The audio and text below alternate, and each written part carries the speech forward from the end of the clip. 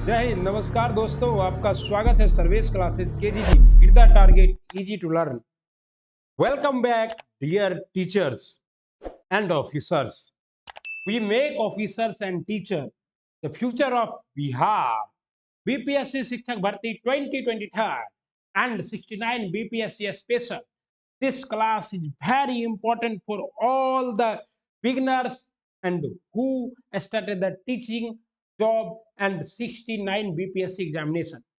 प्यारे गुरुजी एंड प्यारे साथियों, बीपीएससी में पूछा गया संपूर्ण इतिहास पीवाई की सीरीज, प्रीवियस ईयर क्वेश्चन की सीरीज और ऐसी सीरीज जो कि आपको क्या करे, एग्जाम के लिए एकदम तैयार कर दे। काटा लगा 50 से 60 प्रश्न सवाल, 60% सवाल आपके इसी पीवाई से होगा। मतलब साफ है कि जब से बीपीएससी आयोग बना है और तब से अब तक बीपीएससी ने जितने भी इतिहास के सवाल पूछे हैं उन सारे सवालों का ऑपरेशन करने उपस्थित है आपका प्यारा भाई सर्वेश। और हाँ साथियों, अब की बार बेरोजगारी से मुक्ति पक्का, क्योंकि जो व्यक्ति 1,70,000 में सिलेक्शन लेने से डरता है उसके लिए तो मैं एक ही चीज कहूंगा, वो है जुनून। एक ऐसी अवस्था है जहां पर इंसान की चाहत पागलपन का रूप ले लेती है।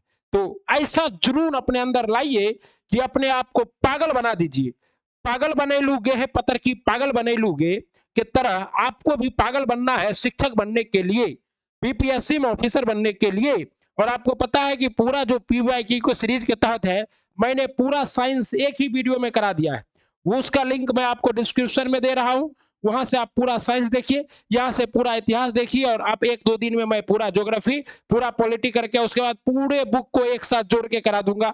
ओके साथियों, तो आइए स्टार्ट करते हैं आज का अपना प्यारा क्लास। ओके साथियों, बीपीएससी में अब तक जितने भी सवाल आए हैं 68 बीपीएससी तक, हर सवाल का ऑपरेशन होगा। यहाँ पे कोई भी सवाल नहीं छूटेगा साथियों, कोई भी सवाल नहीं छूटेगा। आपको पता है कि बीपीएससी का एग्जाम हो और पीवाईक्यू का महत्व ना हो, ऐसा हो नहीं सकता। कहते दुनिया का कोई भी एग्जाम है हर जगह पीवाईक्यू ही पूछा जाता है ज्यादा। और अब तो शिक्षक भर्ती का एग्जाम पहली बार हो रहा है, तो 50% क्वेश्चन प्रीवियस ईयर से ही होंगे या फिर उसके डिस्कशन से होंगे। जितना डिस्कशन आपको कराया जा रहा है, समझ जाइए कि आप अगर पूरे इस क्लास को, पूरे वीडियो को देख रहे हैं तो आप अपनी तैयारी को धारदार बना रहे हैं। और अब्राहम लिंकन भी ने कहा भी था कि अगर मुझे किसी पेड़ को काटने के लिए कुल्हाड़ी दिया जाए तो मैं कुल्हाड़ी लेते के साथ पेड़ को काटना नहीं स्टार्ट कर दूंगा, मैं पहले उस कुल्हाड़ी में इतना धार बनाऊंगा कि वो पेड़ 5 मिनट में कट जाए। मतलब अगर आधे घंटे का समय हो तो मैं 20 मिनट कुल्हाड़ी में धार बनाने में लगा दूंगा।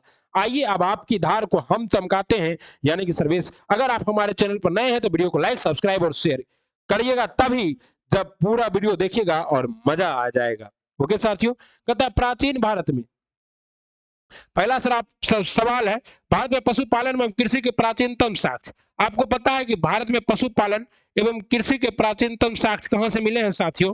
बिल्कुल सही जवाब है मेहरगढ़ से। कृषि के प्राचीनतम साक्ष्य मिले हैं मेहरगढ़ से साथियों।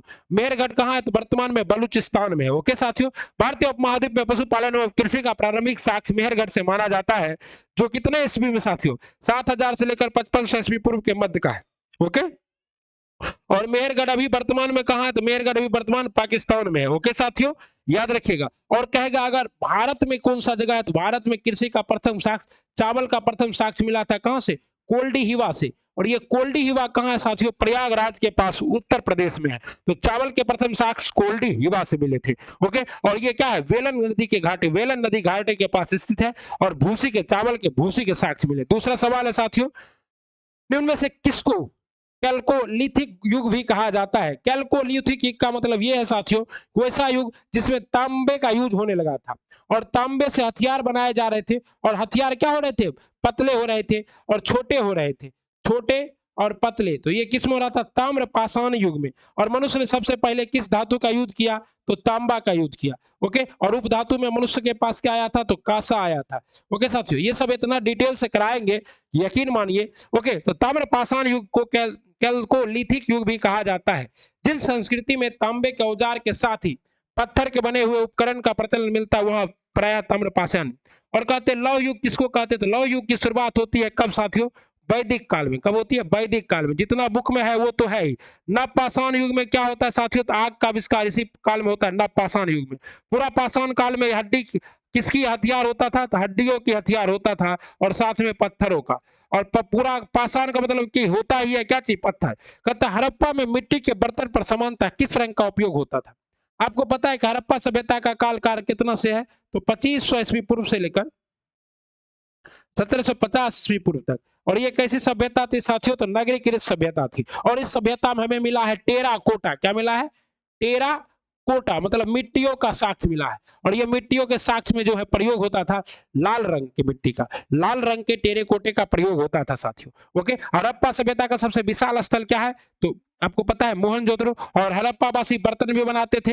ओके, डिजाइन के आधार पर बर्तनों की दो श्रेणियों में, एक तो बिना डिजाइन वाले बर्तन और दूसरा डिजाइन वाले, मृतभंड। और आपको पता है कि हड़प्पा की लिपि को अभी तक पढ़ा नहीं जा सका है। इसे बुर्को फेनेंशियल लिपि कहा जाता है, चित्रात्मक लिपि कहा जाता है। और हड़प्पा की खोज दयाराम साहनी और राखाल दास बनर्जी नामक दो व्यक्ति ने जॉन मेसोन के कहने पर स्टार्ट कर दिया था, जॉन मार्शल के कहने पर। ओके साथियों, कहता है सिंधु सभ्यता में किस युग में पड़ता है? तो सिंधु सभ्यता जब भी पढ़ेगा तो अर्ध ऐतिहासिक युग में। देखिए ऐतिहासिक युग किसको कहते हैं? जिसका लिखित साक्ष्य हो, लिखित साक्ष्य हो। ओके साथियों, और प्राग ऐतिहासिक काल जिसका कोई लिखित साक्ष्य नहीं हो, कोई लिखित। और अर्ध ऐतिहासिक लिखित साक्ष्य हो लेकिन पढ़ा ना गया हो, लिखित साक्ष्य हो लेकिन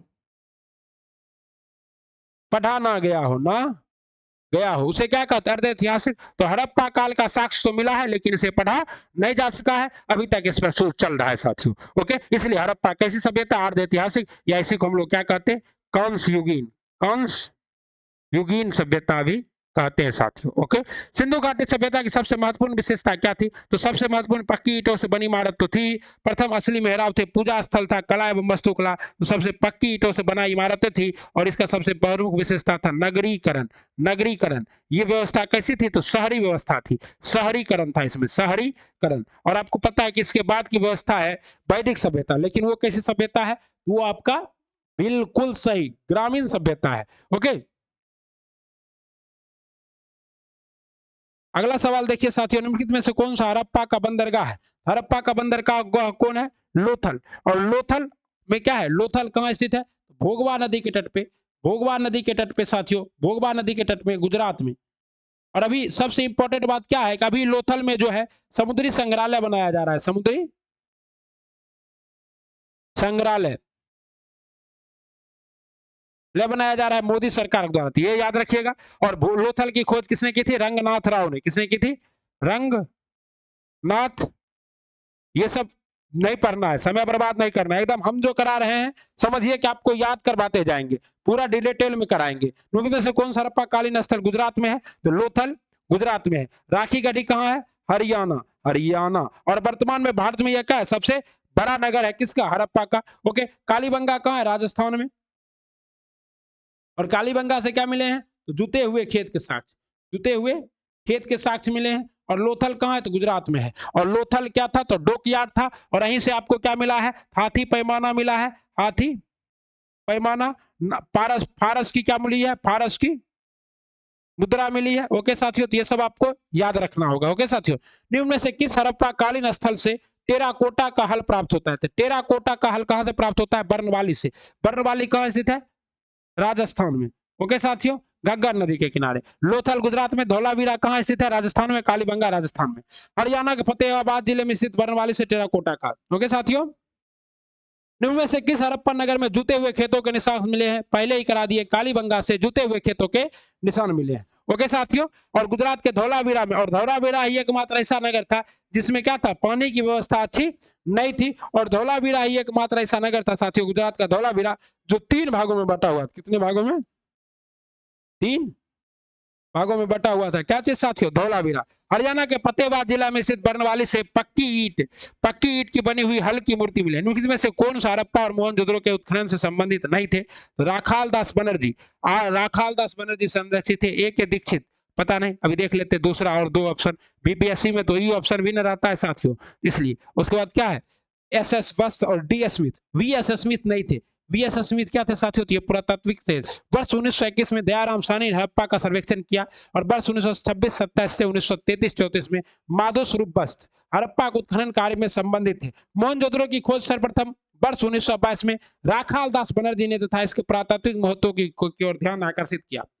इनके अतिरिक्त कुछ अन्य विद्वान एस एन दीक्षित, आर्ने मैशियट, अरेस्ट स्किन, A S Ghosh, JP Joshi आदि ने भी काम किया था, लेकिन बी एस स्मिथ हड़प्पा की खोज से संबंधित नहीं है, बल्कि वे भारतीय भारतवीर एवं कला इतिहासकार से। कहता है बोगस गोई का महत्वपूर्ण क्यों है? आपको पता है बोगस गोई एशिया माइनर में पाया जाने वाला दुनिया का सबसे प्राचीनतम अभिलेख है, और इसी अभिलेख में साथियों हिंदू देवी देवताओं का साक्ष्य मिला है। वह अभिलेख प्राप्त हुआ जो उसमें वैदिक देवी देवताओं का वर्णन है, और यह सबसे पुराना, विश्व में सबसे पुराना अभिलेख है। वर्तमान में कहां स्थित है? ईरान में स्थित है साथियों। ओके, बोगस गोई एशिया माइनर में 14वीं शताब्दी ईस्वी पूर्व में कुछ अभिलेख मिले। इस अभिलेख में ऐसे राजाओं को उल्लेख आया है जिसके नाम आर्यों जैसे थे और संधियों में साक्ष्य इंद्र, मित्र, वरुण और नातस। प्रसिद्ध 10 राजाओं का युद्ध, 10 राज देखिए कबीला और 10 कबीलों का युद्ध एक कबीले के साथ हुआ था, और यह युद्ध हुआ था आपको रावी नदी के तट पे। और रावी नदी को हम लोग क्या कहते, तो रावी नदी को हम लोग ऋग्वैदिक काल में कहते थे पुरुषनी नदी। और इस युद्ध में राजा भरत जीत गया था, और क्या हुआ था? राजा सुदास ने 10 राजाओं के एक संघ हराया। राजा सुदास ने 10 राजाओं के एक संघ को हराया था। ओके, और इस संघ में आर्यों का प्रमुख जन, अनु, दुह, युद्ध, पुरु, तुरस तथा 5 लघु जनजातियों के सम्मिलित हुए थे। ऋग्वेद में कौन सा मंडल पूर्णतः सोम को समर्पित है? तो सोम को समर्पित मंडल है 9वां मंडल। 9वां मंडल में किसको समर्पण है? सोम को। 10वां मंडल में क्या है साथियों? वर्णों की चर्चा है। किसकी चर्चा है? वर्णों की चर्चा है। 7वां मंडल में क्या है? अग्नि के लिए मंत्र है। तीसरा मंडल में क्या है साथियों? गायत्री मंत्र है। ओके, ऋग्वेद में कुल 10 मंडल हैं एवं मंडलों के सभी 114 मंत्र सोम को समर्पित है। सोम आर्यों का मुख्य पेय था। सोम आर्यों का मुख्य पेय भी था और देवता भी था। ओके साथियों, जिसे मंजूबत पर्वत से प्राप्त किया जाता था। ऋग्वेद के 10वें मंडल में 4 वर्णों की व्याख्या है, लेकिन ऋग्वेद काल में जो वर्ण है वो वर्ण जन्म आधार पर नहीं होता था, कर्म के आधार पर होता था। कर्म के आधार पर होता था वर्ण, कर्म के आधार पर होता था वर्ण। ऋग्वैदिक संहिता का 9वां मंडल पूर्णतः किसको समर्पित है? ऋग्वैदिक सभ्यता का 9वां मंडल पूर्णतः सोम और इस पे अपन नामांकित देवता को समर्पित है। गायत्री मंत्र किस पुस्तक में मिलता है? गायत्री मंत्र का वर्णन ऋग्वेद में मिलता है, और गायत्री मंत्र के रचनाकार कौन थे? विश्वामित्र थे। और गायत्री मंत्र को ऋग्वेद के 3रे मंडल में है। ऋग्वेद के 3रे मंडल में क्या है साथियों? गायत्री मंत्र है। उपनिषदों की संख्या कितनी है साथियों? 108 है। भगवत गीता क्या है? तो महाभारत का एक अंश है। भारत का एक क्या है? अंश है भगवत गीता। और यजुर्वेद को क्या कहते हैं? तो गद्य एवं पद्य वाला वेद कहते हैं। ओके साथियों, निम्न में से किस भारतीय दर्शन ने परमाणु सिद्धांत का प्रतिपादन किया? परमाणु सिद्धांत का प्रतिपादन किसने किया? वैशेषिक दर्शन। वैशेषिक दर्शन के अनुसार वैशेषिक दर्शन के प्रवक्ता कौन थे? कनाद मुनि थे। कौन थे? कनाद। न्याय दर्शन के संपादक कौन थे? योग दर्शन के संपादक कौन थे? पतंजलि। सांख्य दर्शन के संपादक कौन थे? जैमिनी।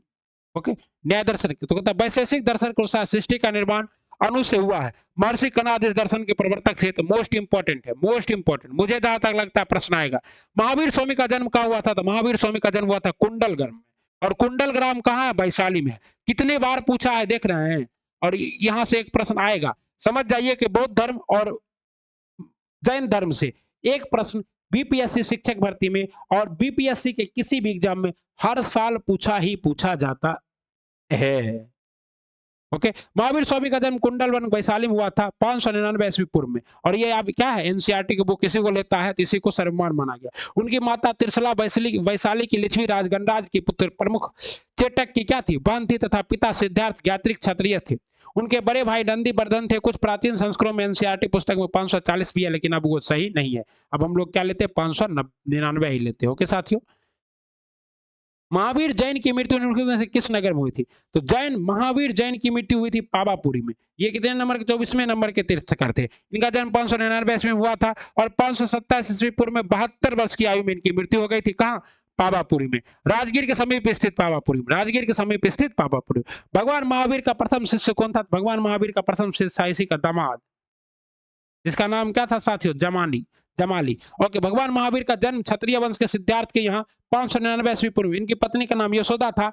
और आपको पता है साथियों, तो इनकी पत्नी का नाम यशोदा, और गौतम बुद्ध की पत्नी का नाम यशोधरा, और मोदी जी की पत्नी का नाम क्या है? यशोदाबेन। तो यशोदा नाम की महिलाएं जो है उनका पति बहुत बड़ा हो जाता है। आप भी यशोदा नाम की महिला को ढूंढिए, खूब मेहनत कीजिए, शिक्षक बनिए, यशोदा नाम की महिला मिलेगी। ओके साथियों, उस पुत्री का विवाह जमाली नामक क्षत्रिय से हुआ, जो बाद में महावीर स्वामी का अनुयायी बन गया। यह उनका प्रथम शिष्य है। जमाली के बाद महावीर का विरोध किया और 72 निकाय के स्थापना की। निम्न में से कौन सबसे पूर्वकालिक जैन ग्रंथ था? तो सबसे पूर्वकालिक जैन ग्रंथ है साथियों 14 पूर्व। 14 पूर्व, 14 पूर्व प्राचीनतम जैन ग्रंथ है। अंतिम नंद राजा के समय में स्फूत विजय तथा भद्रबाहु संघ के अध्यक्ष तथा ये महावीर द्वारा प्रदत्त 14 पूर्व के विषय में जानने वाले अंतिम व्यक्ति थे। महात्मा बुद्ध ने अपना पहला धर्म चक्र परिवर्तन किस स्थान पर, अभी क्या है, बीपीएसएससी का यानी कि दरोगा का अभी मद्य निषेध का एग्जाम हुआ है, वहां सेम टू सेम प्रश्न आया था, सेम टू सेम प्रश्न। गांधी जी ने गौतम बुद्ध ने अपना प्रथम उपदेश कहाँ दिया था, और सारनाथ का उसका आंसर था। विश्वास नहीं है तो मेरे ही चैनल पे डाला हुआ है वो प्रीवियस ईयर एग्जाम क्वेश्चन 16 जुलाई वाला, आप लोग देखिए। कहता 6 वर्ष की तपस्या के बाद 35 वर्ष की अवस्था में वैशाख पूर्णिमा की रात्रि को एक पीपल वृक्ष के नीचे गौतम बुद्ध को ज्ञान की प्राप्ति हुई। ज्ञान प्राप्ति के बाद ही वो बुद्ध कहलाए। ज्ञान प्राप्ति के पश्चात गौतम बुद्ध ने अपने मत के विचार प्रसार किया, और गौतम बुद्ध ने क्या किया, 5 ब्राह्मण जो इनके साथ तपस्या करने बैठे थे और बाद में छोड़कर चले गए, उसको इन्होंने पकड़ लिया, और उनको पकड़ के और उन्हीं के साथ बैठ के इन्होंने क्या किया, पहली बार उन 5 ब्राह्मणों को सारनाथ में उपदेश दिया, जिसे हम लोग कहते हैं धर्म चक्र परिवर्तन, और इसका सिंबल क्या है, चक्का। चक्का चक्का जाम, चक्का जाम। महात्मा बुद्ध का महानिर्माण, महापरिनिर्माण, महापरिनिर्माण का मतलब क्या होता है, मृत्यु। तो महापरिनिर्माण का हुआ कुशीनगर में। आपको पता है कि महात्मा बुद्ध ने लास्ट में सुवध के यहाँ, चुंद के यहाँ क्या खाया था, सुगर का मांस खाया था साथियों। ओके, कहता है अपना प्रचार करते हुए मल्लों की राजधानी पाबा पहुंचे। यहाँ चुंद नामक लोहार के अम्र वाटिका में, अम्र वाटिका मतलब क्या है, आम की वाटिका में ठहरे, और ठहरने के बाद क्या हुआ, बुद्ध ने शुक्रमदेव खाना दिया। इससे उन्हें रक्त अतिसार हो गया और अब भयानक पीड़ा उत्पन्न हुई। इस वेदना के बाद भी कुशीनगर मल्ल राज्य की गणराज्य की राजधानी पहुंचे। यहाँ 483 ईस्वी पूर्व में 80 वर्ष की अवस्था में, इनकी मृत्यु 80 वर्ष की अवस्था में, और महावीर की मृत्यु 72 वर्ष की अवस्था में हुई थी। और बुद्ध ग्रंथों में से कहा क्या गया, परिनिर्माण कहा गया। और गौतम बुद्ध को क्या कहा जाता है, तो लाइट ऑफ एशिया कहा जाता है।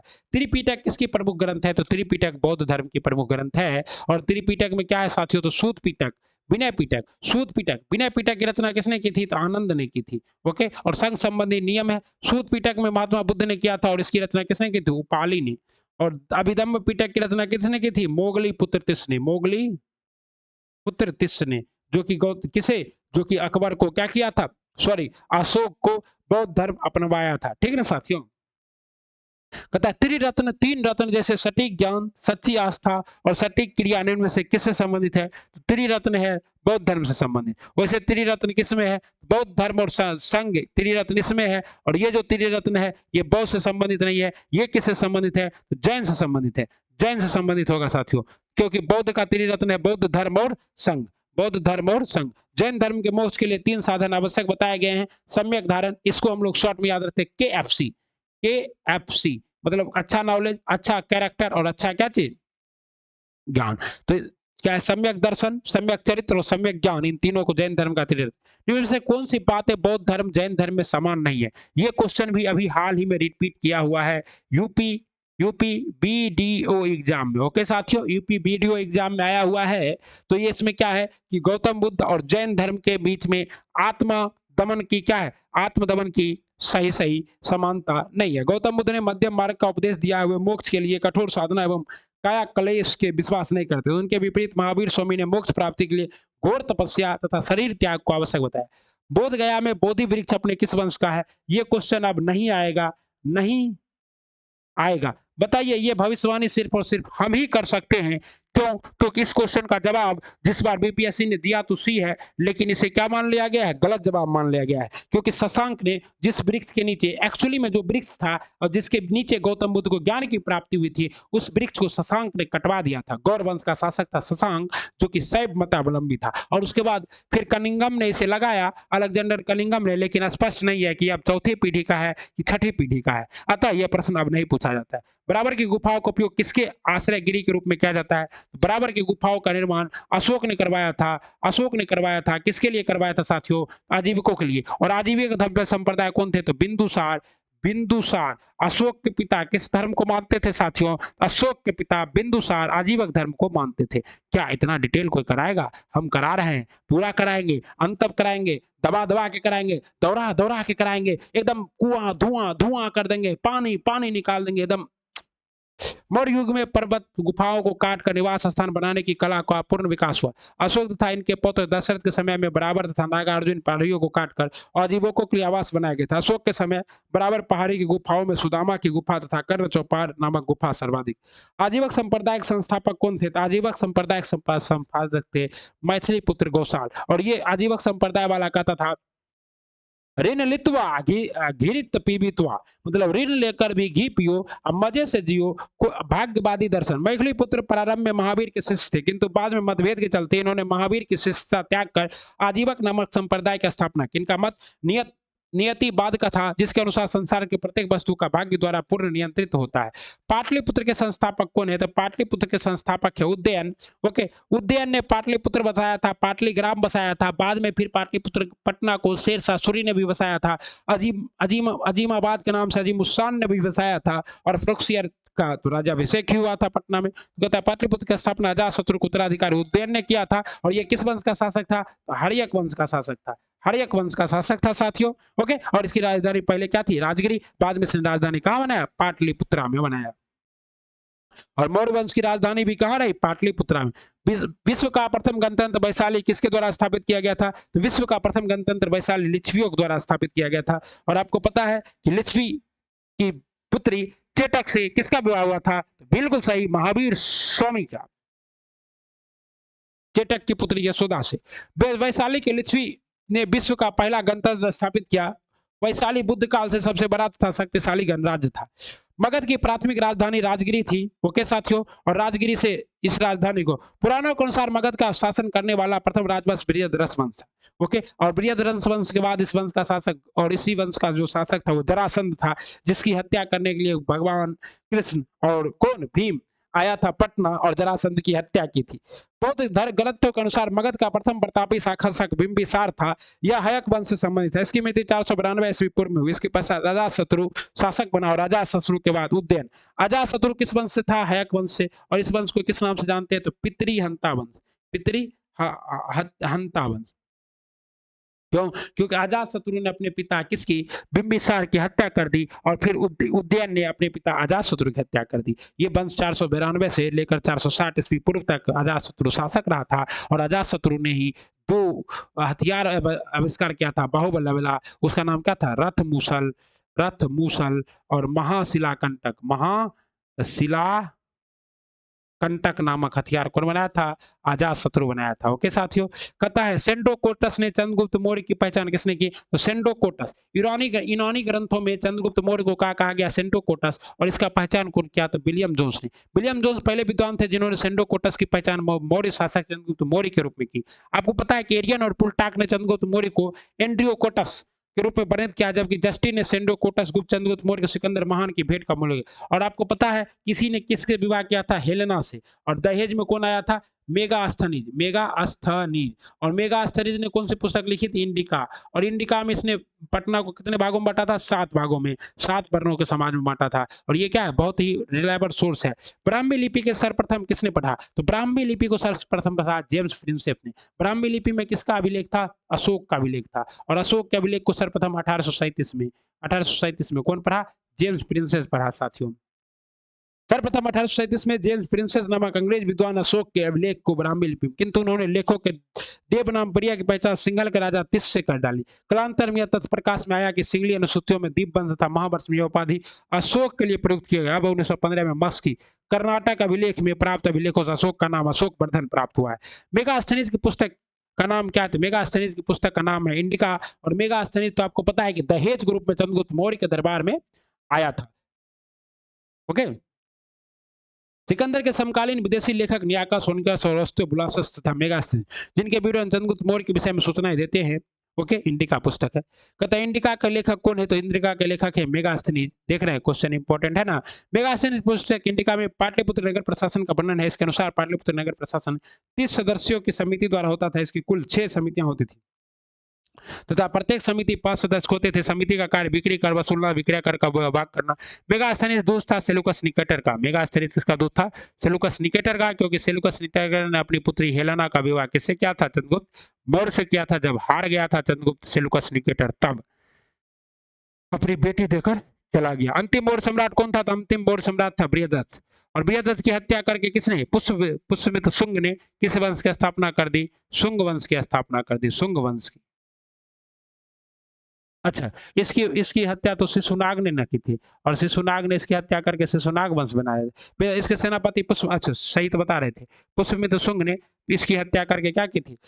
किस अभिलेख में रुद्रादमन के प्रथम की विभिन्न उपलब्धियां हैं, तो रुद्रादमन संस्कृत का सबसे बड़ा अभिलेख कौन है, जूनागढ़ अभिलेख। संस्कृत संस्कृत का पहला अभिलेख कौन है, जूनागढ़ अभिलेख। और ये जो जूनागढ़ अभिलेख है इसी में रुद्रादमन के बारे में है, और रुद्रादमन ने बताया है कि कैसे, कहाँ पे, तो गुजरात में चंद्रगुप्त मौर्य ने झील, सुदर्शन झील का निर्माण कराया था। गुजरात के जूनागढ़ में रुद्रादमन का एक अभिलेख प्राप्त हुआ, या जिस शिला पर उल्लेखित है उस पर अशोक के 14 पर्यागणों में से एक प्रतीका तथा स्कंदगुप्त के 2 अभिलेख हैं। यह विशुद्ध संस्कृत भाषा तथा ब्राह्मी लिपि में लिखा गया। इसमें रुद्रादमन के वंश, बलि, विजयों, शासन, व्यक्तियों और आदि का सुंदर वर्णन किया गया। इस अभिलेख तब प्राप्त हुआ संस्कृत। निम्नलिखित में से राजाओं में से किसका जैन धर्म के प्रति भारी झुकाव था, तो जैन धर्म के प्रति खारवेल का। खारवेल किस वंश का शासक था, चेदी वंश का। कहाँ का शासक था साथियों, कलिंग का। कलिंग का पूरा कलिंग का वर्तमान नाम उसका क्या है, उड़ीसा का। ओके, और ये सभी हमें जानकारी कहाँ से मिलती है, हाथी गुफा अभिलेख से, हाथी गुफा अभिलेख से। ओके साथियों, कलिंग का चेदी वंशीय शासक खारवेल प्राचीन भारतीय इतिहास के महानतम सम्राटों में से एक था। उड़ीसा प्रांत के भुवनेश्वर से 3 मील की दूरी पर स्थित उदयगिरी पहाड़ी पर हाथी गुफा से उसका एक बिना तिथि का अभिलेख प्राप्त हुआ है। यह अभिलेख खारवेल के इतिहास की जानकारी का एकमात्र स्रोत है। हाथी गुफा अभिलेख का लिपि क्या है, प्राकृतिक भाषा में। कलिंग नरेश खारवेल का संबंध था चेदी वंश से। करा दिए पूरा डिस्कशन। करता है, ओके साथियों, करता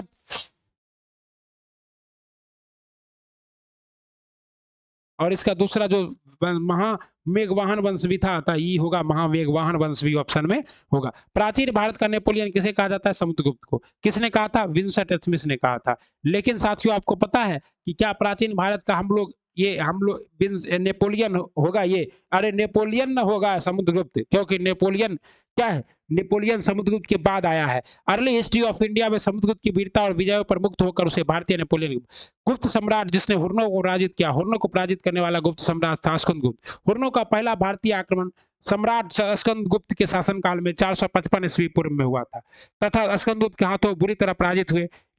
यूएसआरआई के अनुसार इस हुर्न आक्रमण का नेता सुखनवाज, यह आक्रमण का धावा मात्र रहा। देश के ऊपर इसका कोई तात्कालिक प्रभाव नहीं पड़ा, किंतु परोक्ष रूप से। किस प्रकार की भूमि को अपरहत कहा जाता है, अपरहत किसे कहा जाता है, बिना जोती हुई जंगली भूमि को क्या कहा जाता है, अपरहत कहा जाता है।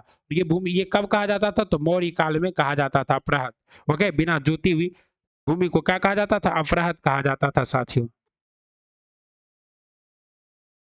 पता है, चीनी यात्री सुंग युन ने भारत की यात्रा की थी। तो चीनी यात्री सुंग युन ने भारत की यात्रा की थी 515 से लेकर 520 ईस्वी पूर्व में, ईस्वी तक, ठीक है ना, ईस्वी में। और इसने अपने 3 वर्षों की यात्रा में बौद्ध धर्म की प्रतियां एकत्रित की थी। हर्षवर्धन के शासन काल में किस चीनी यात्री, हेनसांग को क्या कहा जाता है, यात्रियों का राजकुमार कहा जाता है। ओके, और हेनसांग ने क्या किया था साथियों, तो नालंदा विश्वविद्यालय में अपनी सेवा दी थी, और 629 ईस्वी में प्रस्थान किया। अपनी भारत यात्रा के ऊपर उस लेख में उसने क्या लिखा, एक पुस्तक लिखी हेनसांग ने, जिस पुस्तक का नाम, हेनसांग की पुस्तक का नाम क्या है, सी यू की।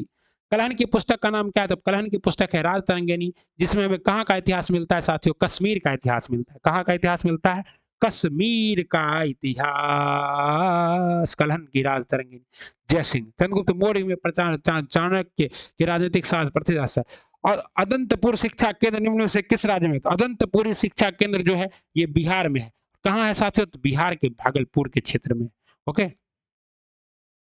अदंतपुरी जिसे उदानपुर भी कहा जाता था, प्राचीन काल में शिक्षा का प्रयोग बिहार राज्य में अवस्थित है। इसका स्थापना काल पाल वंश के शासन काल। कन्नाट वंश का संस्थापक कौन था, कन्नाट वंश का संस्थापक था नान्यदेव। कौन था, नान्यदेव था। ओके साथियों, कन्नाट वंश के संस्थापक नान्यदेव थे, वे एक महान योद्धा थे। नान्यदेव ने कर्नाटक की राजधानी सिमरावगढ़ को अपना कर्नाट वंश का शासक। कर्नाट वंश का अंतिम शासक कौन था साथियों, कर्नाट वंश का अंतिम शासक था हरि सिंह।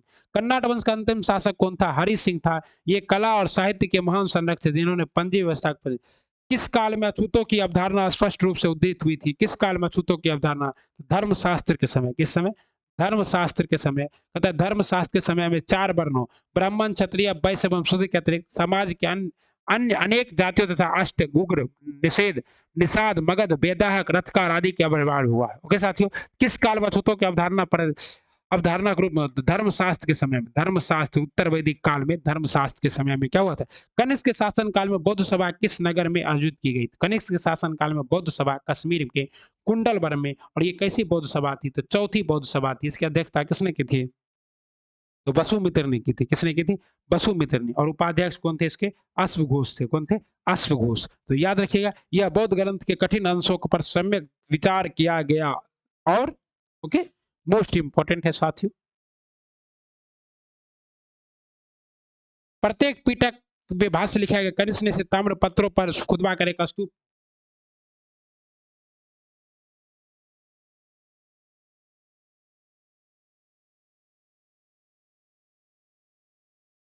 रिपीटर में लिखा गया। इन्हीं भाष्यों में विवाह शास्त्र कहा जाए। उल्लेखनीय है कि पहली बौद्ध संस्कृति बुद्ध की मृत्यु के तत्काल बाद राजगिरी की सतपर्णी गुफा में हुई थी। इस समय मगध का सम्राट अजात शत्रु था। इसकी अध्यक्षता महाकश्यप ने की थी। द्वितीय बौद्ध संगति कालाशोक के शासन काल में कहा हुई थी साथियों?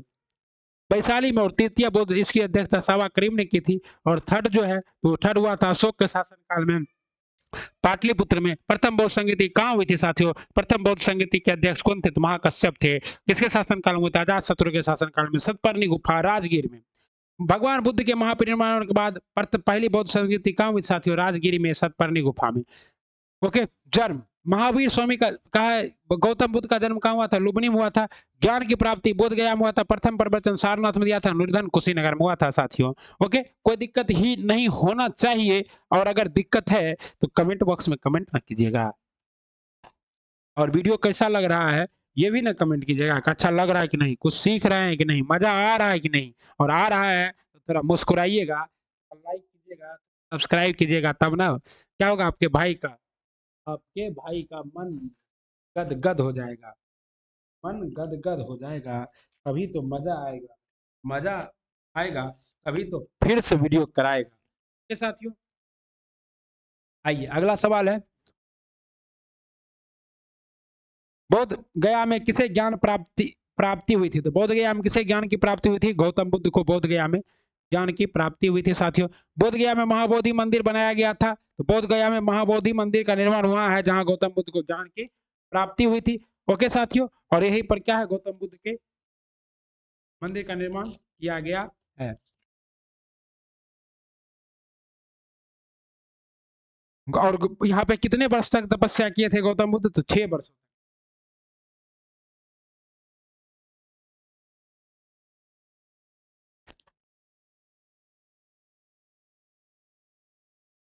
ओके साथियों, अगला सवाल देखिए। कहता गौतम बुद्ध के एक देवता का स्थान किस राजा के युग में प्राप्त हुआ था? ये कनिष्क के शासन काल में। और गौतम बुद्ध की प्रथम प्रतिमा भी इसी के शासन काल में बनी थी, जिसे हम लोग क्या कहते हैं? तो गंधार कला। गंधार कला और मथुरा कला का विकास भी कनिष्क के शासन काल में हुआ था। ओके साथियों, और चौथी बौद्ध संगति भी हुई थी। और इसी समय बौद्ध धर्म 2 संप्रदाय में भी बट गया, हीनयान और महायान। और महायान के लोगों ने गौतम बुद्ध को भगवान का दर्जा दे दिया था। तो कहा है महायान शाखा ने बुद्ध को देवता माना था। ईस्वी पूर्व 6ठी सदी में विश्व की प्रथम गणतात्मक व्यवस्था कहाँ थी? ईस्वी पूर्व 6ठी सदी में विश्व की प्रथम गणतात्मक व्यवस्था वैशाली में।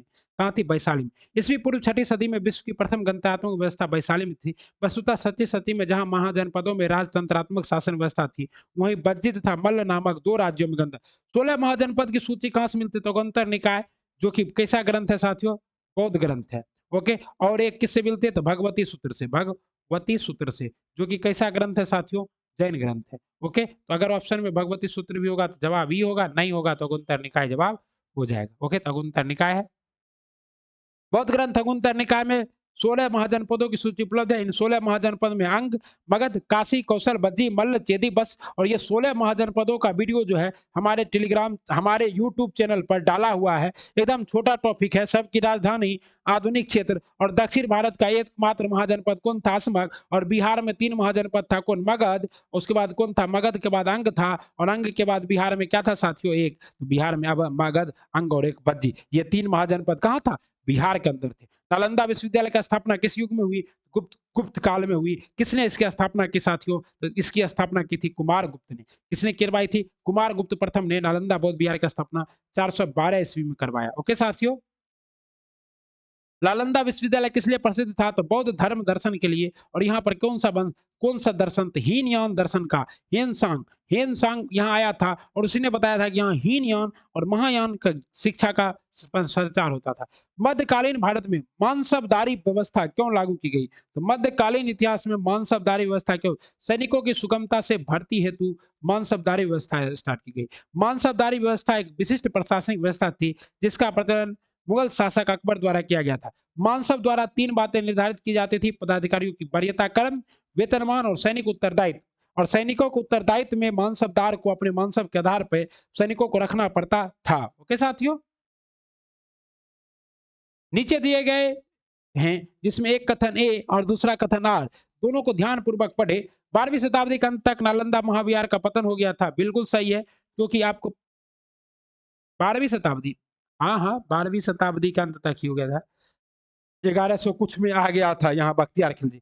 महाविहार को राजकीय परिचय मिलना बंद हो गया था। सही है। तो क्या कहता है? ए और आर दोनों सही है, परंतु आर ए का सही व्याख्या नहीं करता है, क्योंकि आपको पता है कि नालंदा बिहार महाविहार की जो तबाही है वो तबाही करने वाला कौन था? तो बख्तियार खिलजी था। बख्तियार खिलजी ने जब पुस्तकें पलट कर देखी तो उसे लगा कि अगर ये रह जाएगा तो ये पुस्तकालय रह गया और ये रह गया तो भारत की संस्कृति को कभी विलोपित नहीं किया जा सकता। इसलिए उसने नालंदा विश्वविद्यालय के पुस्तकालय में आग लगा दी और पूरा नालंदा महाविहार को क्षतिग्रस्त कर दिया। और कहते हैं कि 6 माह तक नालंदा महाविहार जलता रहा।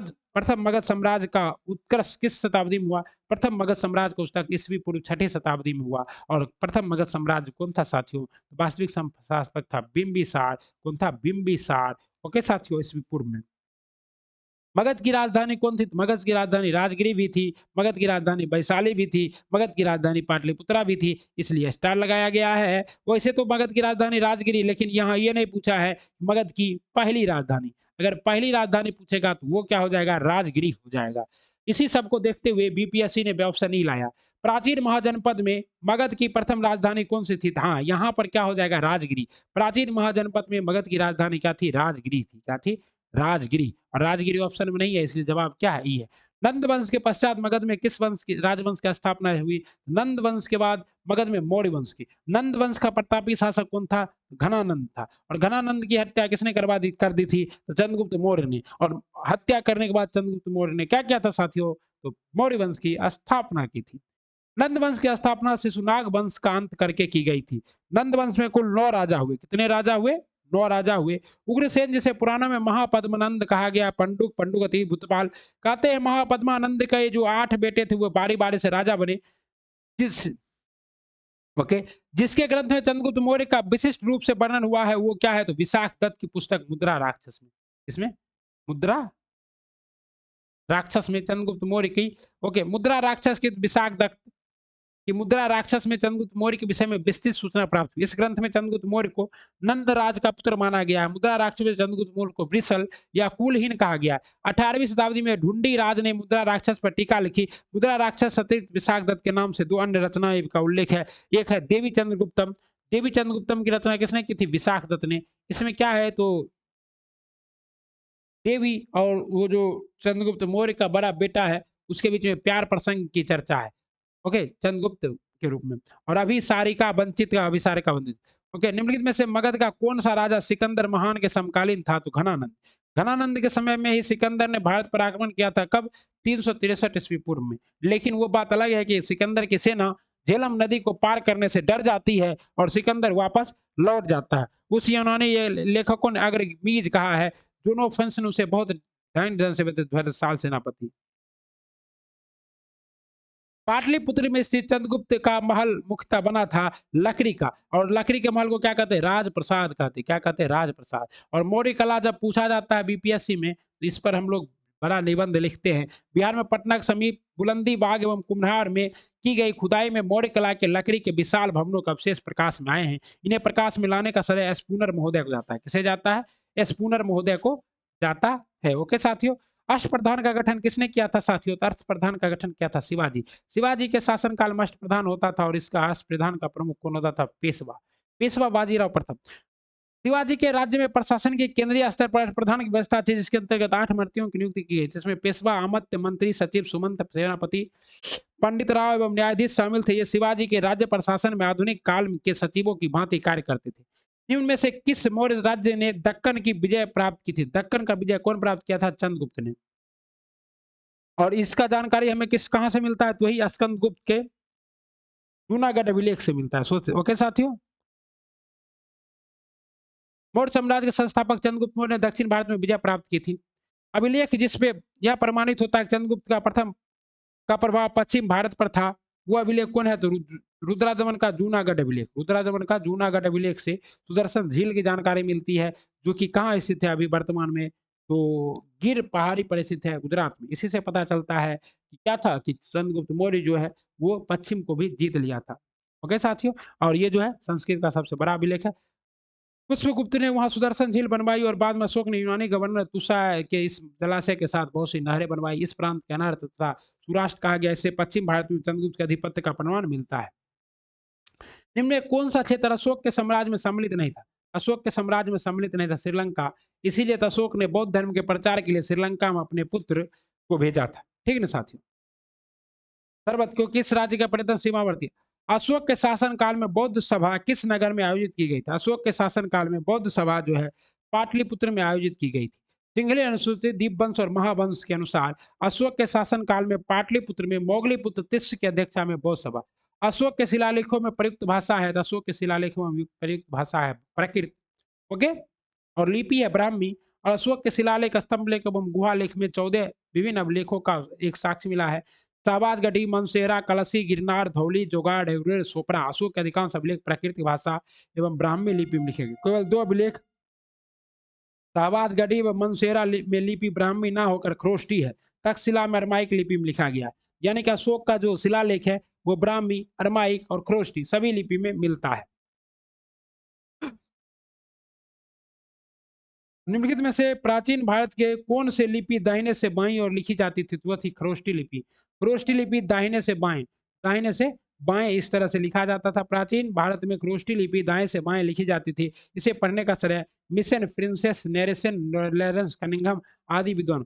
अशोक ने धर्म का मूल संदेश क्या था? तो अशोक के धर्म का मूल संदेश है राजा के प्रति वफादारी, शांति एवं अहिंसा, बड़ों का सम्मान, धार्मिक सहनशीलता। तो सभी क्या था? सभी। अशोक के धर्म का नैतिक संहिता था। इसका एक दूसरे 7वें अभिलेख में केवल वह स्तंभ जिसमें अशोक ने स्वयं को मगध का सम्राट बताया, वह अभिलेख कौन है? तो भ्राभु अभिलेख। कौन है? भ्राभु अभिलेख। रूमनदेही अभिलेख कहाँ है? नेपाल में है। और इसके तहत लुम्बिनी को अशोक ने क्या किया था? कर से मुक्त कर दिया था। भ्राभु बैराट स्तंभ लेख में अशोक को स्वयं को मगध का सम्राट बताया है। पिया दिस राजा मगध संग अभिवादे तुनु अहम अपवा धम चो। यह अभिलेख अशोक को बौद्ध धर्मावलंबी प्रमाणित करता। अपने शिलालेख में अशोक अशोक समानता किस नाम से जाना जाता है? तो देव नाम प्रियदर्शी। किस नाम से? देव नाम प्रियदर्शी के नाम से अशोक को जाना जाता है। ओके। अशोक के शिलालेख में सबसे प्रिय नाम है देव नाम प्रियदर्शी। कौटिल्य के अर्थशास्त्र में किस पहलू पर प्रकाश डाला गया? राजनीतिक नीतियों पर। कौटिल्य तो ऐसे भी क्या है? राजनीतिक शास्त्र के पंडित थे। उन्होंने अपने एक छोटे से शिष्य चंद्रगुप्त मौर्य को मगध का सम्राट बना दिया। कौटिल्य के अर्थशास्त्र द्वारा चंद्रगुप्त मौर्य के शासन काल में बहुत सी बातों का ज्ञान प्राप्त होता है। यह वस्तुतः ऐतिहासिक ग्रंथ नहीं है, अपितु राजनीतिक शास्त्र का एक अद्वितीय ग्रंथ है। इसकी तुलना मैकियावेली के प्रिंस से की जाती है। कौटिल्य की पुस्तक अर्थशास्त्र किस विषय पर है? तो बता दिए किस पर है? शासन के सिद्धांत और अभ्यास पे। यहाँ पर नहीं है राजनीतिक शास्त्र, तो हम ही मार सकते हैं। मेगास्थनीज ने भारतीय समाज को कितनी श्रेणियों में बांटा था? तो मेगास्थनीज ने भारतीय समाज को जो है ये 7 श्रेणियों में बांटा था। हमने पहले ही करा दिया था। मेगास्थनीज ने भारतीय समाज को 7 श्रेणियों में बांटा था। ओके साथियों। दार्शनिक, कृषक, पशुपालक, कारीगर, योद्धा, निरीक्षक। मौर्य समाज का 7 वर्गों में विभाजन का विशेष रूप से उल्लेख किया गया है। ये किया गया मेगास्थनीज की पुस्तक इंडिका में। किसमें? मेगास्थनीज की पुस्तक इंडिका में। पेरिप्लस ऑफ द इरिथियन सी किसने लिखी है? तो इस जो पुस्तक है इसके लेखक क्या है? विवादास्पद हैं। इसकी लेखक की कोई जानकारी नहीं है। पेरिप्लस ऑफ द इरिथियन सी एक ग्रीक रोमन पेरिप्लस है। यह रोमन मिस्र के बंदरगाहों से नेविगेशन और व्यापार के अवयवों की जानकारी देता है। लेकिन इसके वह स्रोत जिसमें पाटलिपुत्र के प्रशासन का वर्णन उपलब्ध है वो आपका क्या है? इंडिका है। इंडिका के रचनाकार कौन है? मेगास्थनीज। कहता है पाटलिपुत्र को किस शासक ने सर्वप्रथम अपनी राजधानी बनाई थी? तो पाटलिपुत्र को सर्वप्रथम चंद्रगुप्त मौर्य ने अपनी राजधानी बनाई थी, यहाँ ऑप्शन के हिसाब से। वैसे तो क्या है, वसुतः पाटलिपुत्र का स्थापना गंगा एवं सोन नदी के संगम पर हयक वंशी शासक उदयन ने की थी एवं अपनी राजधानी राजगिरी से पाटलिपुत्र स्थानांतरित की थी, किंतु विकल्प में उदयन नहीं होने की वजह से चंद्रगुप्त मौर्य है। अगर उदयन होता तो जवाब उदयन होता, और अगर ई ऑप्शन में होता तो जवाब ई होता। ओके साथियों, इनमें से किसने सर्वप्रथम व्यापक पैमाने पर स्वर्ण मुद्रा का प्रचलन करवाया? व्यापक पैमाने पर स्वर्ण मुद्रा का प्रचलन करवाया था गुप्त शासकों ने। कौन सा शासक? गुप्त शासकों ने। इसलिए गुप्त शासक के काल को क्या कहा जाता है? बीमा कदफिसिस।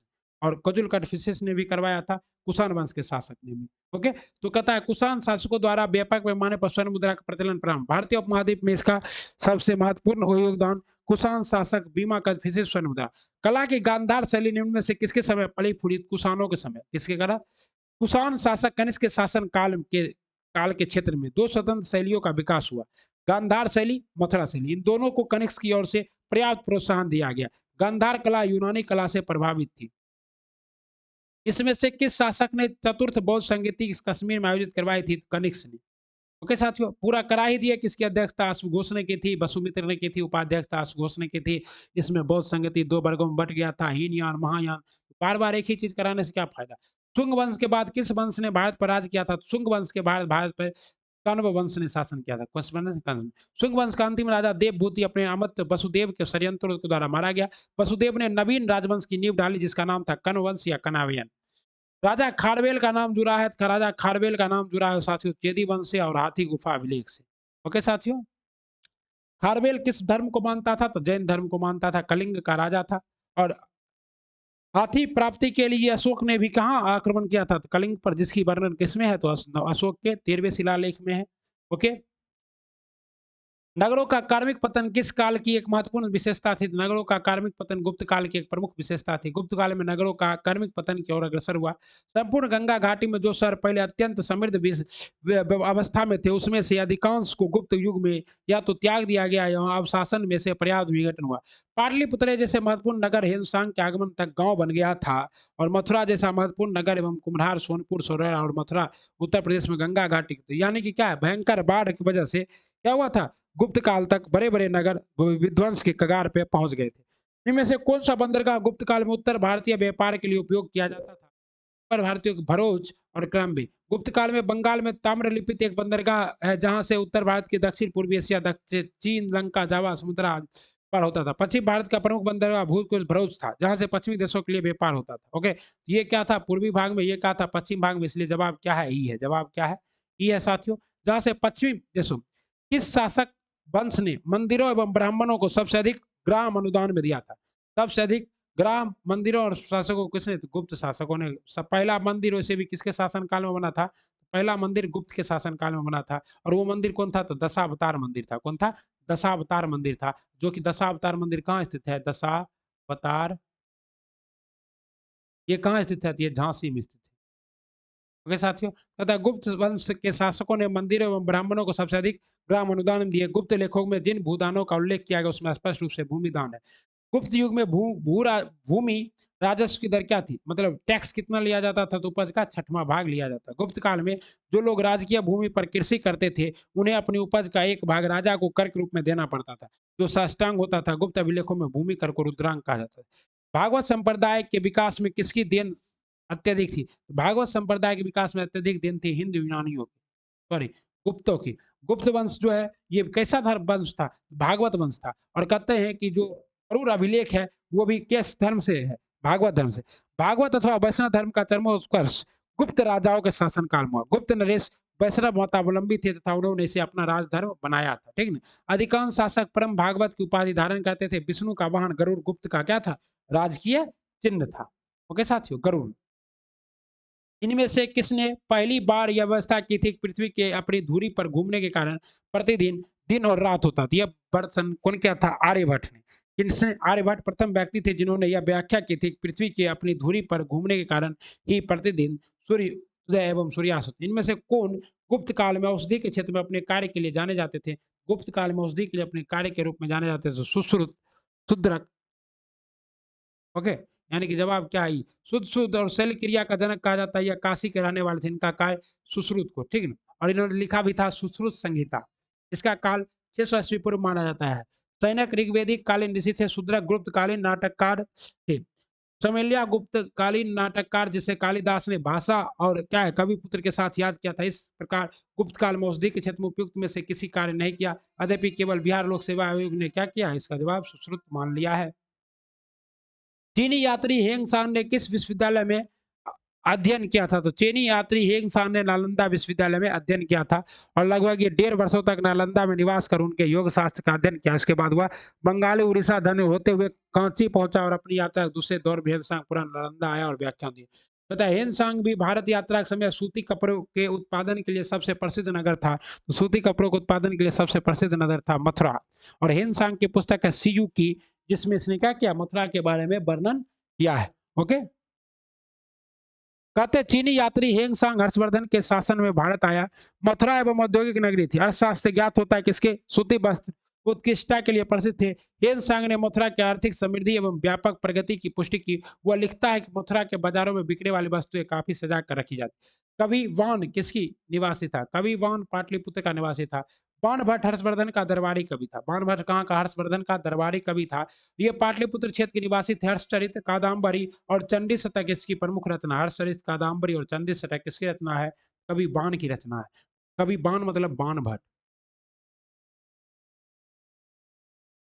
अगला सवाल देखिए साथियों, कहता है चीनी यात्री इति सांग ने बिहार का भ्रमण कब किया था? चीनी यात्री इति सांग ने 671 से लेकर 672 तक, तो उपयुक्त में से कोई नहीं होगा। चीनी यात्री इति सांग ने 671 से लेकर 672 ईस्वी में जब वह युवक था, अपने 37 बौद्ध सहयोगियों के साथ बौद्ध धर्म के अवशेषों को देखने की इच्छा से उसने पश्चात धर्म भ्रमण किया। निश्चय के वह दक्षिण के समुद्री मार्ग से होते हुए भारत आया था।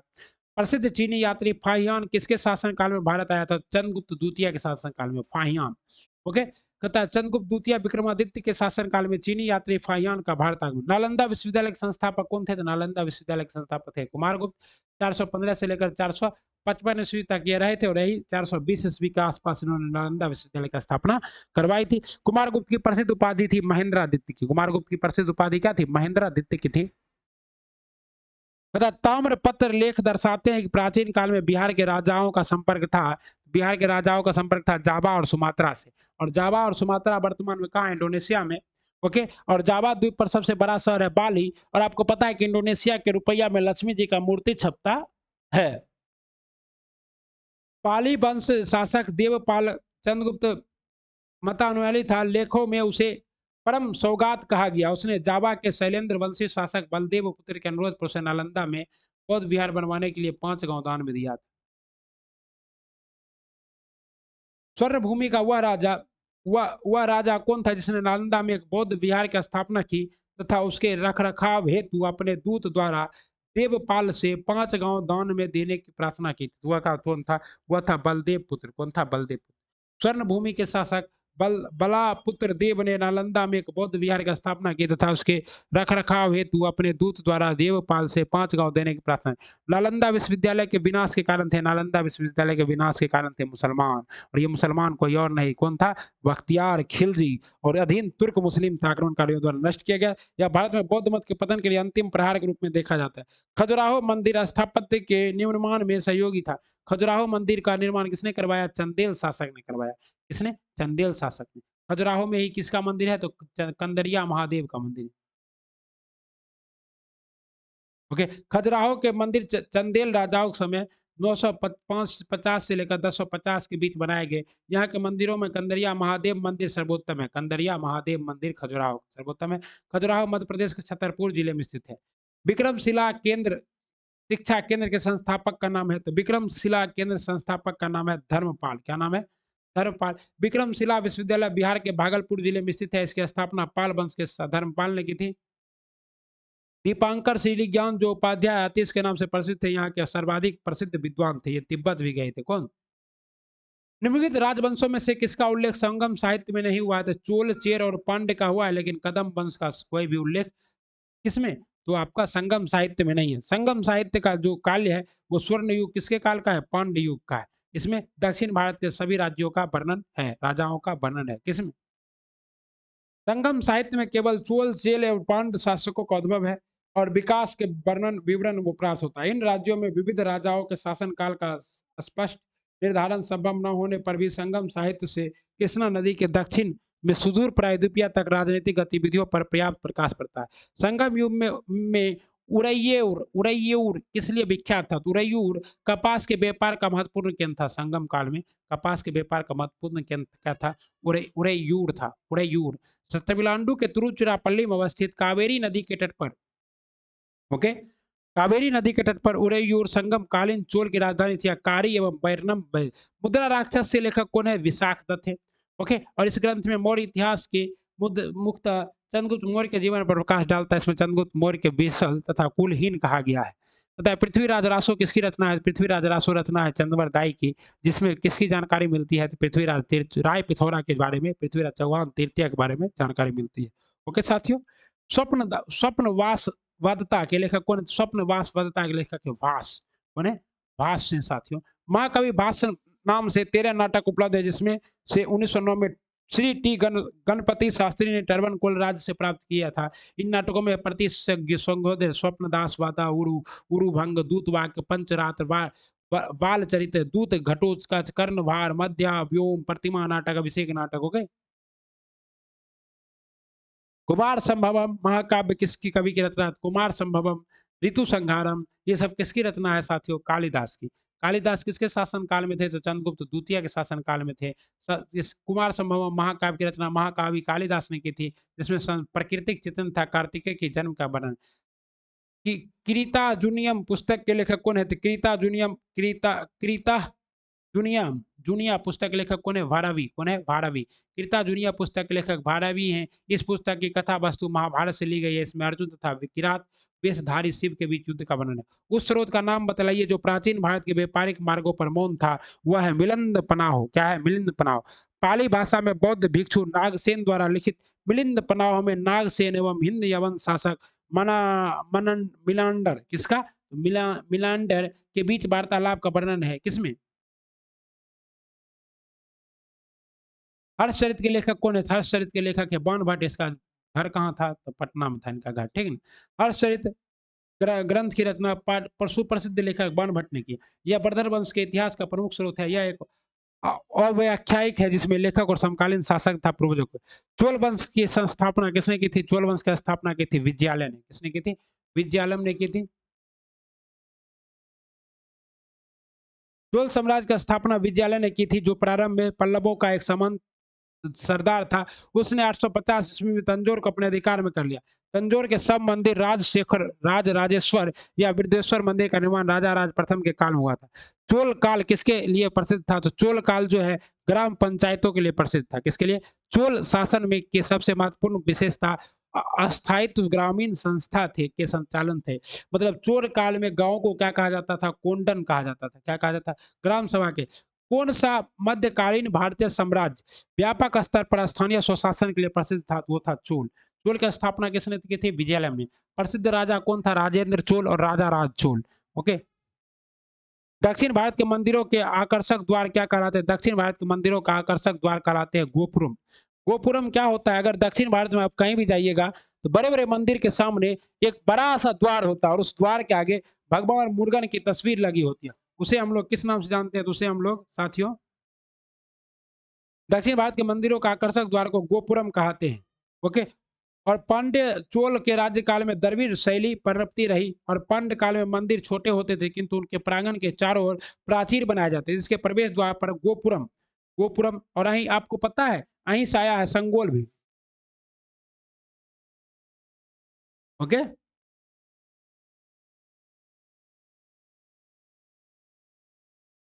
आइए अब हम लोग मध्यकालीन भारत का इतिहास करेंगे।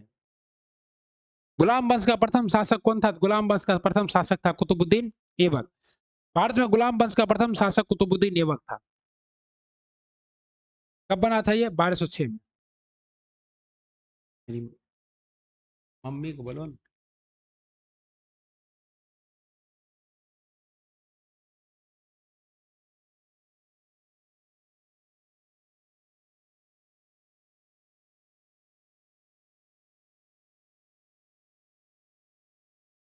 भारतीय राज व्यवस्था। मतलब कितना सवाल है? 382 सवाल है। लगता है एक वीडियो और बनाना होगा। चलिए हम लोग क्या करते हैं, तो प्राचीन भारत देख लिए, अब हम लोग क्या करेंगे, मध्यकालीन भारत देख लेंगे और आधुनिक भारत को छोड़ देंगे, उसको बाद में कर लेंगे। Most important. भारत में गुलाम वंश के प्रथम शासक कुतुबुद्दीन ऐबक 1206 ईस्वी में था। ऐबक नामक तुर्क जनजाति थे। बचपन में इसका जिसे निसापुर या काजी फरुखुद्दीन अब्दुल अजीज कुकी के नाम से दास के रूप में खरीदा था। काजी ने उसके उचित ढंग से देखभाल की और सभी शिक्षाओं से परिपूर्ण बनाया और ये ऐबक बन गया। और ये मोहम्मद गोरी का क्या था, दास भी था और दामाद भी था। और इसने जब भारत पर मोहम्मद गोरी की विजय हुई, मोहम्मद गोरी ने इसे भारत का कार्यभार सौंप कर वापस चला गया और 1206 ईस्वी में यह क्या बन गया, भारत का सुल्तान बन गया। लेकिन इसने कभी सुल्तान को उपाधि नहीं ली और खुद को मोहम्मद गोरी का सिपाही कहता रहा। कुतुबुद्दीन ऐबक की राजधानी थी, कुतुबुद्दीन ऐबक की राजधानी लाहौर थी। कहाँ थी राजधानी? 2.5 जून का झोपड़ा क्या है, तो 2.5 दिन का झोपड़ा एक मस्जिद है। क्या है? मस्जिद। अपनी उदारता के कारण कुतुबुद्दीन ऐबक इतना अधिक दान करता था कि उसे लाख बख्श, लाख बख्श मतलब क्या होता है, लाखों का दान देने वाला फरिश्ता से लिखा गया है। यह व्यक्ति किसी भी दानशीलता की प्रशंसा करते थे तो उसे अपने युग का ऐबक पुकारते थे। इनकी एक उपाधि कुरान खां भी थी। मतलब ये क्या किए थे, कुरान को पूरा कंठस्थ कर गए थे। कौन? आपके कुतुबुद्दीन ऐबक जी। साहित्य से अनुराग था, स्थापत्य कला में रुचि थी और इन्होंने क्या किया, कुतुबुल इस्लाम मस्जिद, 2.5 दिन का अजमेर में 2.5 दिन का झोपड़ा और ताजुल मसीर की रचना की थी ऐबक के दिल्ली में। ओके, कुतुब मीनार का निर्माण कार्य प्रारंभ किया जिसे इल्तुतमिश ने पूरा। कुतुब मीनार किसके द्वारा पूरा करवाया गया? तो इल्तुतमिश के द्वारा पूरा करवाया गया। भारत में मोहम्मद गोरी ने किसको प्रथम अख्ता प्रदान किया था? इक्ता, इक्ता व्यवस्था, इक्ता। तो प्रथम इक्ता मोहम्मद गोरी ने किसे प्रदान किया था साथियों? कुतुबुद्दीन ऐबक को। ओके, गोरी की विजय के बाद शीघ्र ही उत्तर भारत में एकता प्रथा प्रचलित हो गई। गोर गोर गोर ने मोहम्मद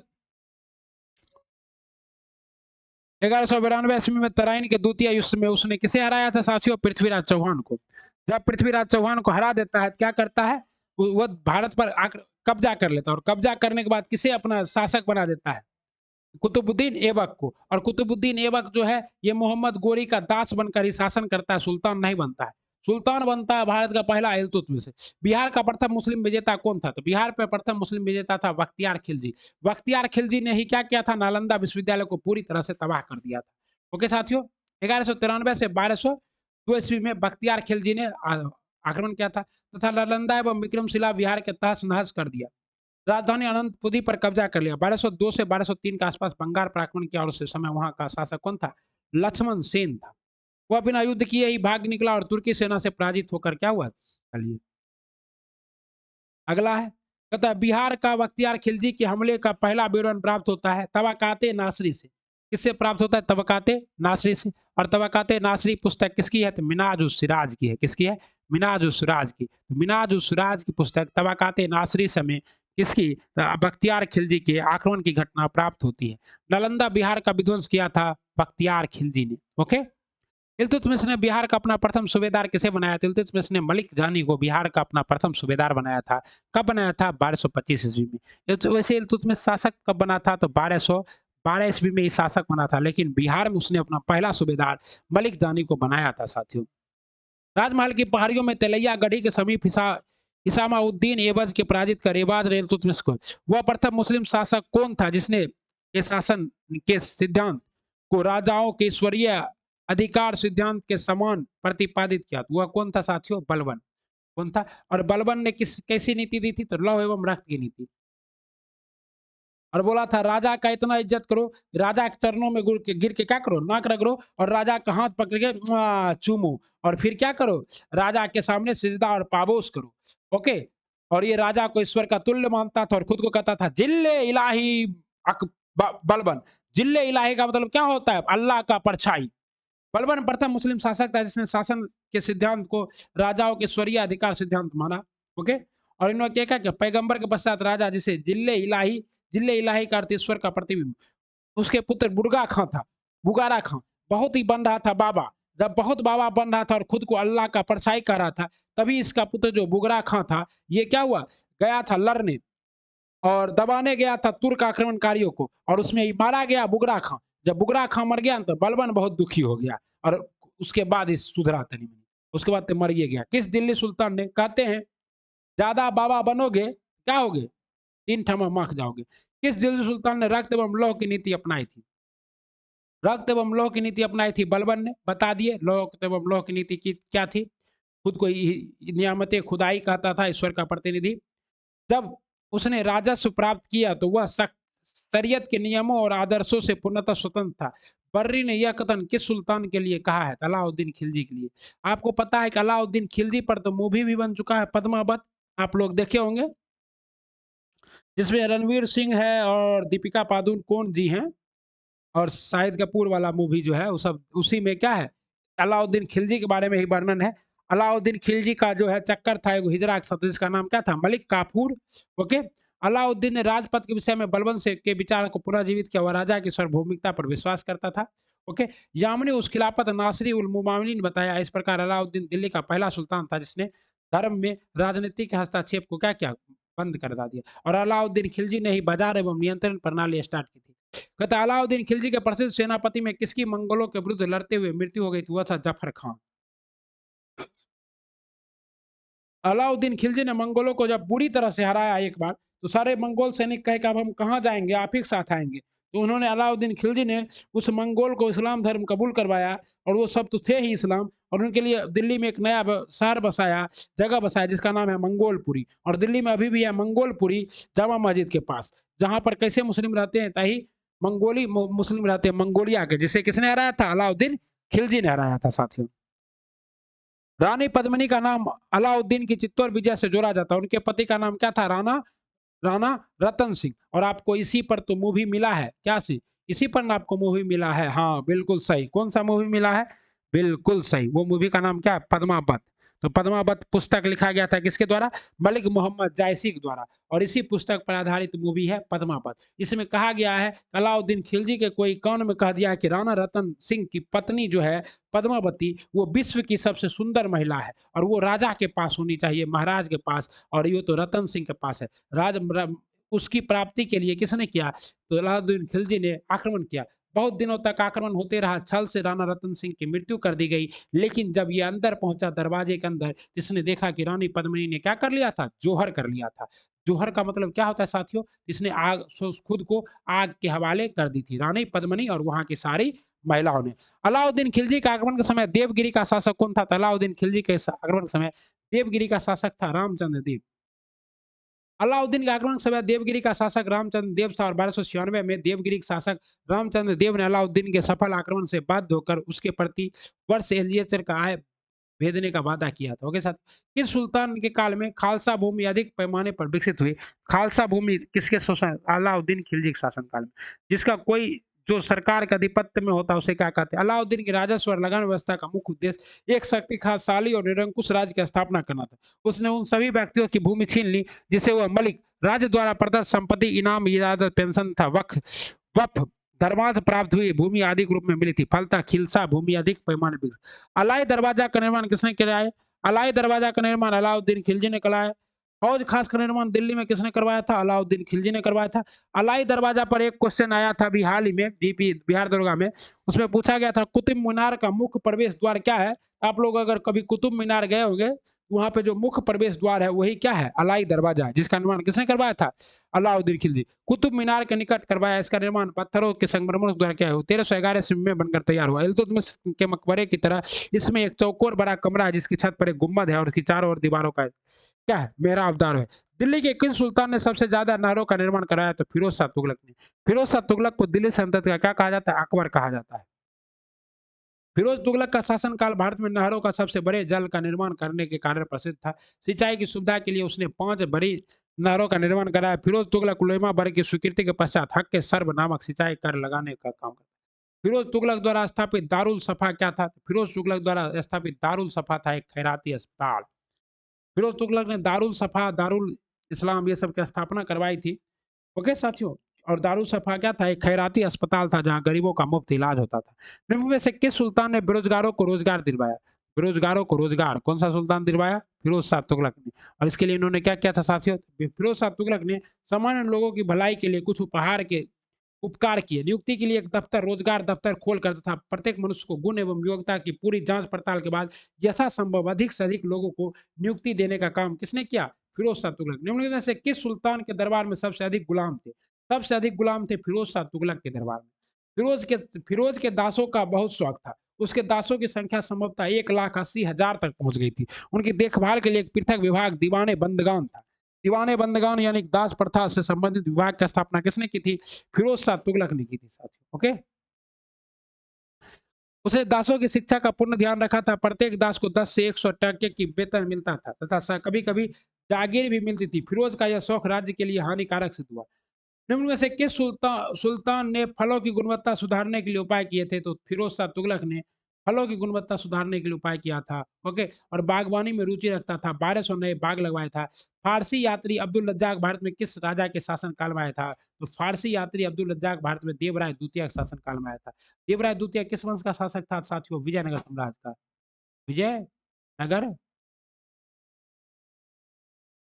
ओके, फारसी राजदूत अब्दुल रज्जाक संगम वंश के सबसे प्रतापी शासक देवराय द्वितीय के शासन काल में 1422 से 1446 ईस्वी के शासन काल में विजयनगर आया था। उसने अपने यात्रा वृत्तांत में मल्ता उस सदाइन नामक मज्म नामक बहरीन देवराय द्वितीय तैमूर के आक्रमण के बाद भारत में किस वंश का राज्य स्थापित हुआ?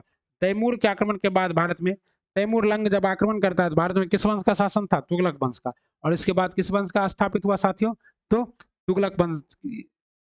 तैमूर के आक्रमण 1398 ईस्वी में तुगलक शासक को कमजोर कर दिया और 1412 में नसरुद्दीन की मृत्यु के साथ तुगलक वंश अंत हो गया। और 1413 में सरदारों ने दौलत खां को दिल्ली का सुल्तान बनाया, परंतु दौलत खां सूबेदार खिलजी खां के पराजित कर दिया। तैमूर द्वारा नियुक्त लाहौर का सूबेदार था। तैमूर ने आक्रमण के बाद 1414 में उसने दिल्ली पर अधिकार कर लिया और एक नए वंश सैयद वंश की नींव रखी।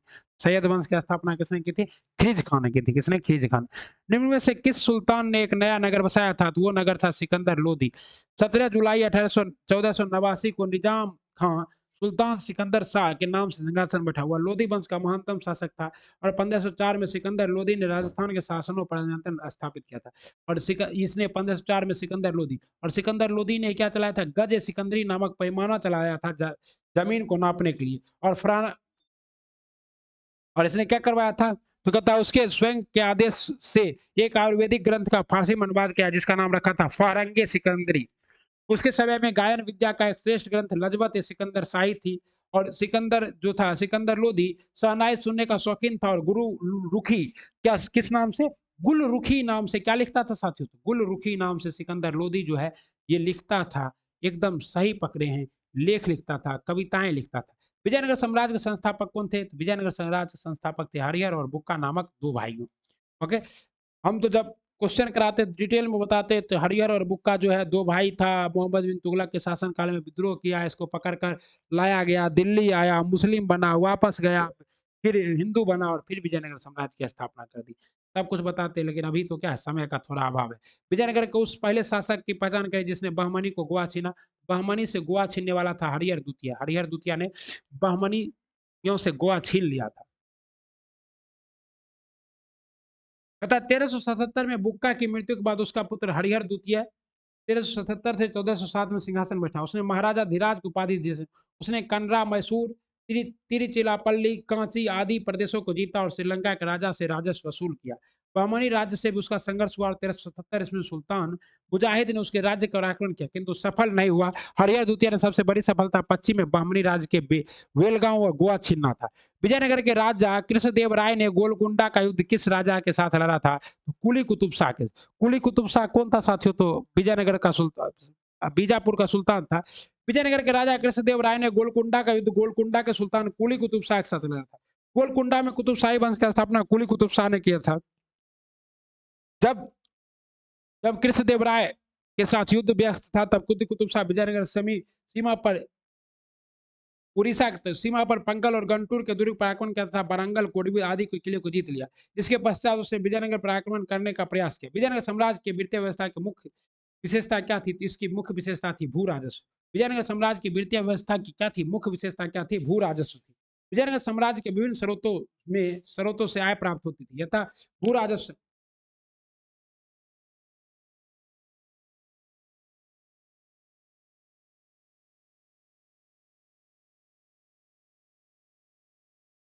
ठीक है। व्यापारिक करों को उद्योगों पर लगाए जाने वाले कर, सामाजिक और क्या है, सामुदायिक कर। ओके।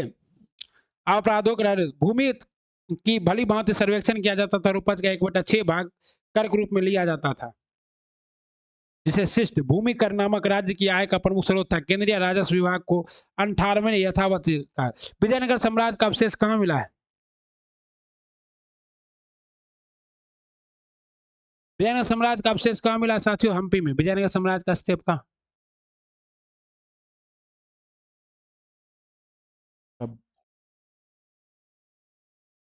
हम्पी के खंडरों में वर्तमान कर्नाटक में अवस्थित विजयनगर साम्राज्य की प्राचीन राजधानी का प्रतिनिधित्व करते हैं। विजयनगर काल में बिना वना विरूपाक्ष मंदिर यहीं पर अवस्थित है। हम्पी यूनेस्को के विश्व स्थल धरोहर स्थान। दीवाने अर्ज विभाग का संबंधित था। मोस्ट इंपोर्टेंट क्वेश्चन है, कई बार पूछा गया है, सैन्य विभाग से संबंधित था। दीवाने अर्ज किससे संबंधित था? रक्षा विभाग। इसकी स्थापना किसने की थी? बलबन ने की थी। दीवाने आरिज या दीवाने मुमालिक सल्तनत काल में सैन्य विभाग का प्रमुख अधिकारी होता था और अर्ज मुमालिक का विभाग दीवाने अर्ज कहलाता था। इस विभाग का स्थापना किसने करवाई थी? बलबन ने। शिवाजी की राजधानी कहाँ थी साथियों? ये भी पूछा हुआ क्वेश्चन है। शिवाजी की राजधानी थी रायगढ़। बहुत बार, मतलब बीपीएससी में तो पूछा है, उसके बाद बहुत बार पूछा हुआ है। 1674 में शिवाजी ने अपना राज्याभिषेक कराया तथा छत्रपति की उपाधि धारण की एवं रायगढ़ को अपनी राजधानी बनाई। उस युग के समय विद्वान बनारस के पंडित कौन थे? बनारस के पंडित विश्वेश्वर उर्फ गंगा भट्ट थे।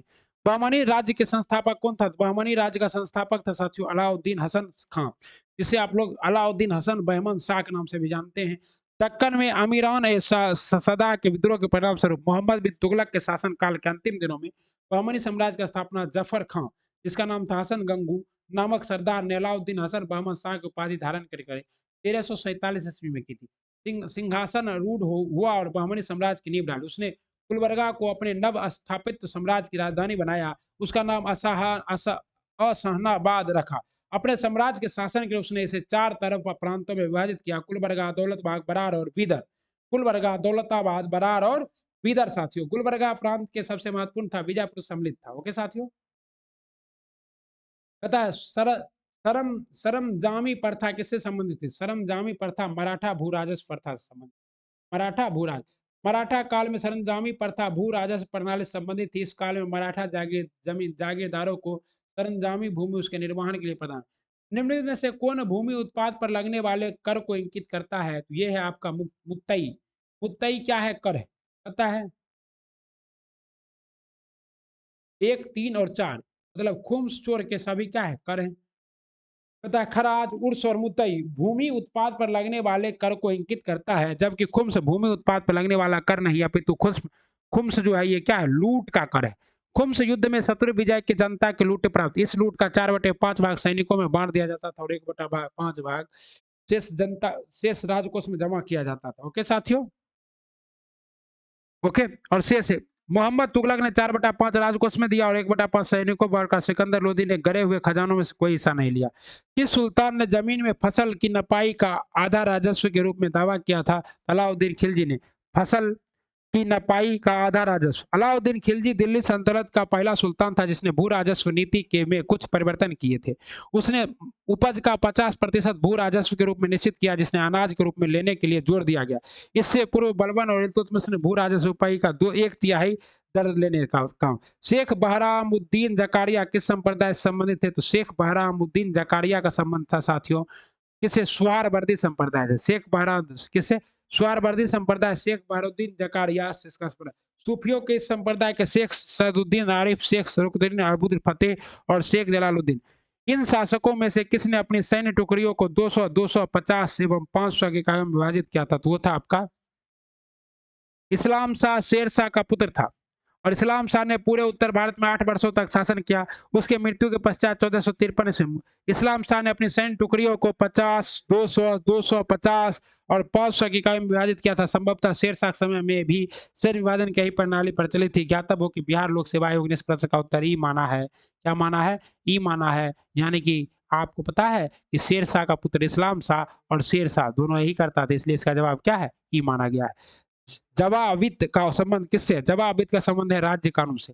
जवाविद क्या है? तो जवाविद का संबंध है राज्य कानून से। सल्तनत काल में सिक्के, टाके, ससगनी एवं जीतल किन धातुओं के थे? सल्तनत काल में सिक्के, टाके चांदी के होते थे, सनसनी, और जीतल जो है ये तांबे का धातु था। जीतल क्या था? तांबे का धातु था।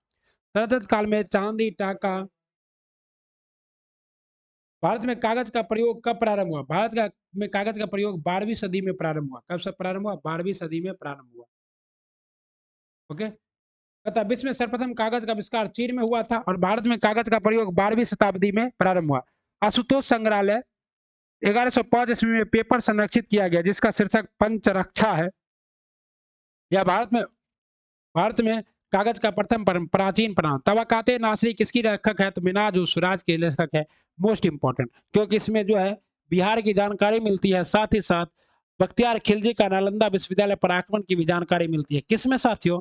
इसी में। इसका नाम क्या है साथियों? मिनाज उस सिराज की पुस्तक तबकाते नासरी। तबकाते नासरी मिराज उस सिराज के ग्रंथ है जो सुल्तान नसरुद्दीन को समर्पित किया गया था। यह ग्रंथ 23 अध्यायों में से है। रॉबर्टिन इसका अंग्रेजी में अनुवाद किया। इस पुस्तक में मोहम्मद गोरी के भारत विजय के प्रत्यक्ष वर्णन मिलता है। ज्ञातव्य है कि मिराज प्रथम इतिहासकार ने जिसने यह कहा है कि कुतुबुद्दीन ऐबक ने अपने नाम की मुद्राएं प्रसारित की थी और खुतबा पढ़ाया था। सभी भक्ति संतों के मध्य एक समान विशेषता थी उन्हें कि उन्होंने क्या किया? अपनी वाणी को उसी भाषा में लिखा जिससे उसे भक्त समझते थे। ओके। निम्नलिखित में से किस सुल्तान ने निजामुद्दीन औलिया से भेंट करने से इनकार कर दिया था? तो अलाउद्दीन खिलजी ने निजामुद्दीन औलिया से भेंट करने से इनकार कर दिया था। शेख निजामुद्दीन औलिया 7 सुल्तानों का राज्य देखा जो कि एक के बाद एक सत्तासीन होते रहे, किंतु वे किसी के दरबार में नहीं गए। सुल्तान जलालुद्दीन ने शेख से मिलने का बहुत प्रयास किया, यहाँ तक उसे शेख के प्रिया से समीर खुसरो के माध्यम से भी प्रयत्न, किंतु जब शेख की ज्ञात हुआ कि सुल्तान आना चाहते हुए अजोधल चले गए। इस प्रकार औलिया ने तो सुल्तान से मिले और ना ही इनकार किया।